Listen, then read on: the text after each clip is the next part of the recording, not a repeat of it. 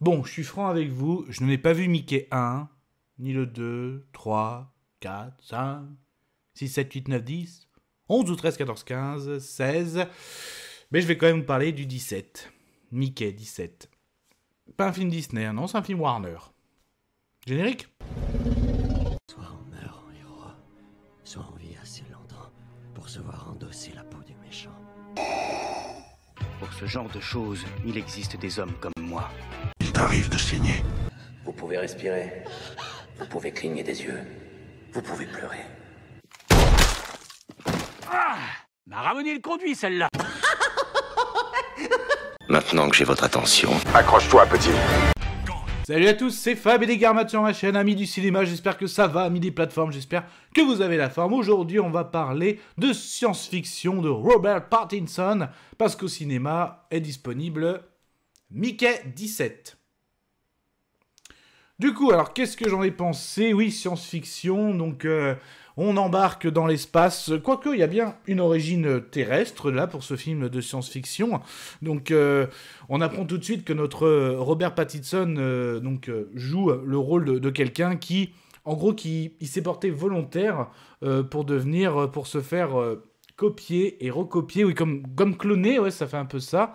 Donc pour tester diverses choses, à savoir dans l'espace, parce qu'il est interdit de procéder ce processus sur Terre, mais dans l'espace c'est autorisé.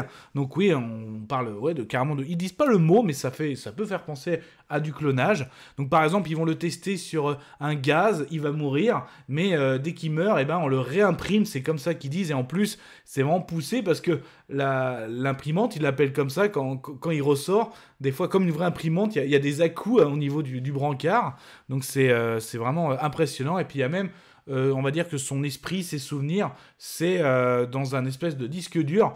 Et ils font même la blague, parce qu'il y a même un petit côté humoristique, parce qu'ils disent, avant, pour, on va dire, emmagasiner un esprit d'un être humain, il nous faudrait l'équivalent de frigo de supermarché. Et là, ça tient dans une brique, mais c'est vraiment une brique, hein, avec une poignée, quoi. Tu te dis, ok, bon.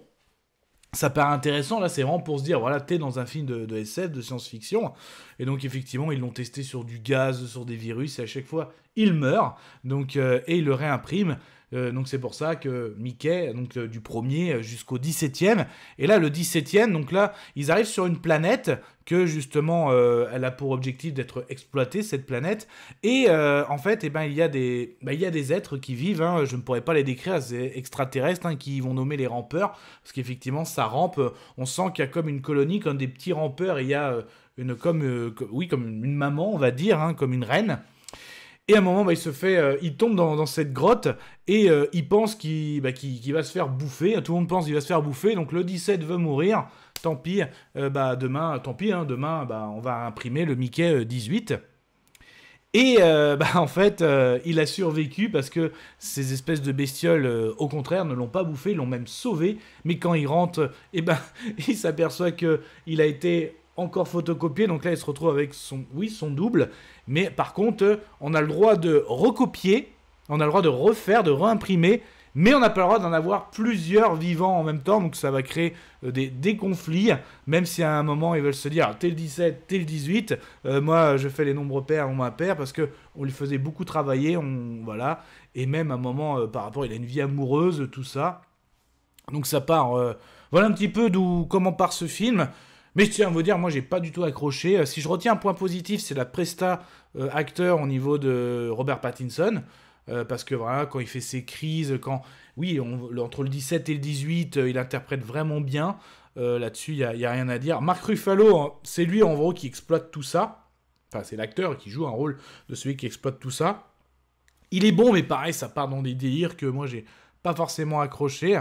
Il y a le côté touchant aussi, attachant, hein, de ces êtres sur cette planète.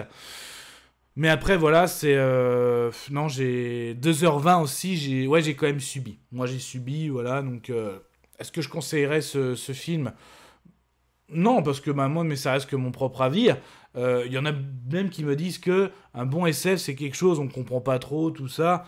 Là, on comprend quand même, mais c'est plutôt le délire que je comprends pas. Voilà. Donc, je vais quand même me donner mon avis sonore, et je vais dire que, ouais, moi, j'ai été... où ça? Voilà. Mais ça n'était que mon avis. Faites votre propre avis. À vous de juger. Et puis n'hésitez pas à vous promener sur la chaîne. Hein. Donc ça vous plaît ce type de vidéo avis sur des films ou des séries, aussi bien du live action que l'animation, essentiellement pop culture. Donc là on était sur de la science-fiction, mais on peut être des franchises de super-héros comme DC, Marvel, The Boys, de l'horrifique, hein, zombies, loups-garous, ça peut être aussi la fantasy comme Game of Thrones, Medieval Fantasy. Vous allez sur ma page d'accueil, 5e, vous cliquez sur s'abonner, c'est gratuit. Et puis d'ailleurs là, au niveau de science-fiction, est-ce que vous avez aimé ce film? Est-ce que au niveau d'autres projets SF vous hype en cette année 2025 ou curieux? On peut en parler dans les commentaires. Prenez soin de vous, Kenavo. Je vous souhaite une agréable soirée. Désolé pour le bordel. Au revoir.